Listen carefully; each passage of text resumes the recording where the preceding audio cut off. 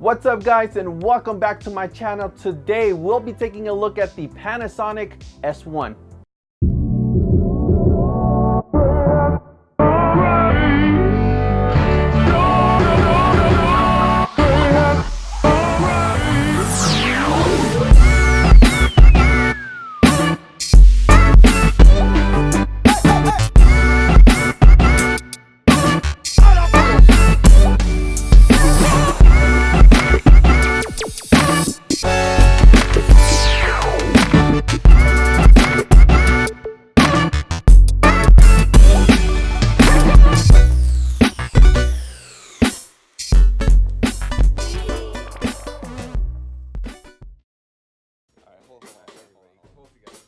So a couple weeks ago, I got the opportunity to go to this event hosted by Panasonic and Pictureline. Now, Panasonic is obviously a huge camera company, and Pictureline is a local store here to Salt Lake City. One of the main reasons why I decided to go to this event is that it was completely free. Apart from just registering and showing up, that's pretty much all I had to do, which I was pretty happy about. The other major thing as well is they did have a big lineup of different Panasonic cameras like the S1, the S1R, and the GH5, and a couple point and shoots which I really don't care about. Now, one of the downsides to a free event is that you will have a lot of people signing up and going to that event. Now at that point, you do run into the problem where there's not going to be enough equipment or enough cameras for everyone to use and test. Now, I already knew that there was going to be a lot of people there from my last experience where I got the opportunity to test out the Sony a7R III, and the main reason why I actually decided to get the Sony a6400. So this is when I decided to only test one camera and one camera alone, being the Panasonic S1. After doing a little bit of research, I found out that the S1 is a little bit better at video than the S1R. Now it looks like the S1R is more targeted to photographers than videographers, and one of the main things, I want to stick with video, so that's why I decided to go for the Panasonic S1. Now unfortunately, I didn't get the opportunity to test out the Panasonic S1H. I would have loved to test that one now because that one mainly is focused for video purposes, and mainly that's what I want to do. So before we take a look at the camera, guys, I want to go ahead and let you guys know that unfortunately this is not a full in-depth review of the camera. I only had about an hour and a half with this, so I wasn't able to test it out. I wasn't able to take it out into the street and actually put it to work. So this is just going to be the first look into the Panasonic S1. Now if Panasonic wants to, help me out and hook me up so I can test it out a little bit more, please, that would be really nice. But if not, let's go ahead and get started.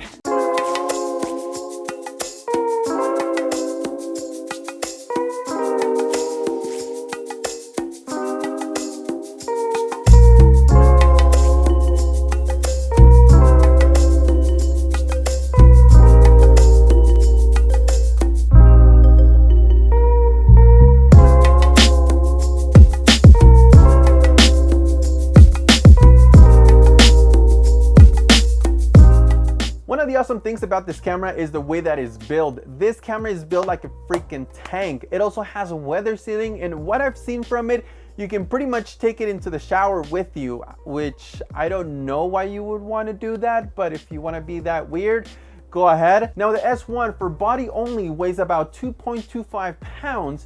Now imagine adding the lens, the monitor, the microphone, the light, or depending on what your setup is, imagine carrying all that. It tends to get pretty heavy. So that's one of the main downsides to this camera, is it is kind of heavy, where you are going to the point where it is going to get a little bit harder for you to use throughout the whole day. Now this camera does have a 3.5mm headphone and mic jack, which is really nice thing. That way you can connect an external microphone as well. You can monitor the audio while you're recording, which is a super plus thing for videographers. Now one of the other awesome things about this camera, it does have a full HDMI output. That way you can go ahead and feed the image to an external monitor. That way you can get a better focus, as well a better output for your quality. Also, this camera does have an SD card and an XQD card slot.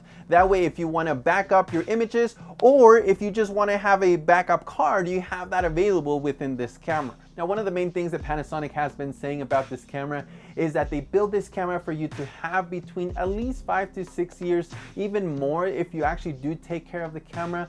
But one of the main things that we run into is that there is a lot of cameras coming out nowadays that maybe this camera in maybe 2 to 3 years, it won't be the camera that we thought it would be.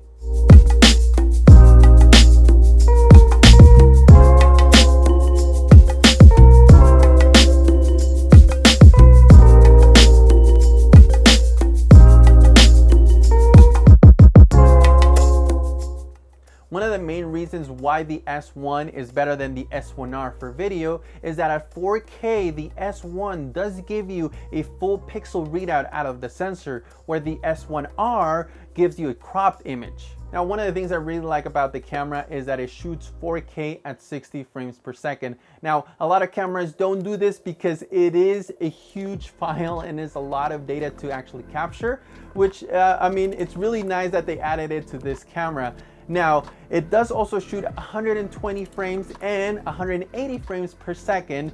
Now, unfortunately, I didn't have enough time to test this out or even find a way to get those settings. So later, if I get the opportunity, I'll try to test that out for you guys. Now, I do know that this camera does have a paid upgrade where it allows you to shoot 4K 10-bit 422 images, which is really nice if you really want to get into the color correcting and get the full dynamic range that the camera offers. One of the downsides to this camera is that it doesn't have a lot of native lenses. Right now, there's about 4 lenses that you can use natively. The really nice thing is that they did put an L mount into this camera, so you can use it with other lenses from other manufacturers, which is really, really nice. Now, I did get the opportunity to test out the 24 to 105 millimeter lens natively, which it was pretty awesome. I really like the image that I got from this lens, and paired with the camera, I mean, it's amazing. Just look at the footage.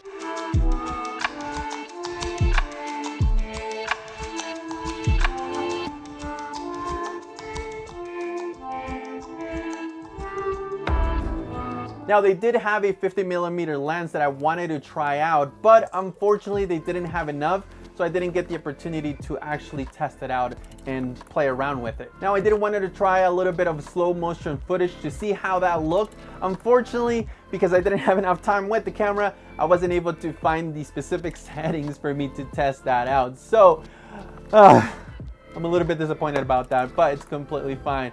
With the footage that I was able to get just at 4K at HD, it looks so good. I love what you get from a full frame camera. Now, taking a look at all the good things about the camera, let's take a look at a bad thing. Now, this camera is going for $2,500, and that's for body only. No lens, just body. Now, that price is a little bit too much for me, so definitely I will not be getting this camera anytime soon. But if I had the choice to choose any Panasonic camera, I would actually choose the Panasonic S1H. Now, this camera is a beast. I love what you get from this camera. I've seen a little bit of footage here and there and different reviews and different things, but I would love to see what I can do with it. And Panasonic, if you're listening. All right, guys, so that is all that I have for you guys today. But before I go, I do want to go ahead and thank everyone who helped put this event together, mainly Juan Gonzalez, which my understanding he was the main coordinator for this event, as well as Panasonic, who brought the cameras, and Pictureline, who pretty much found the venue, which the venue was Fisher Brewing Co. So if you guys want to check them out, I'll try to go ahead and find all their information and put it in the links below. So go ahead and check them out, please, guys. Yeah, that's all that I have for you guys today. Thank you guys so much for coming in. If you guys haven't subscribed, please feel free to go ahead and do so. Don't forget to hit that bell and like, share, and subscribe once again if you haven't already. All right, guys, peace.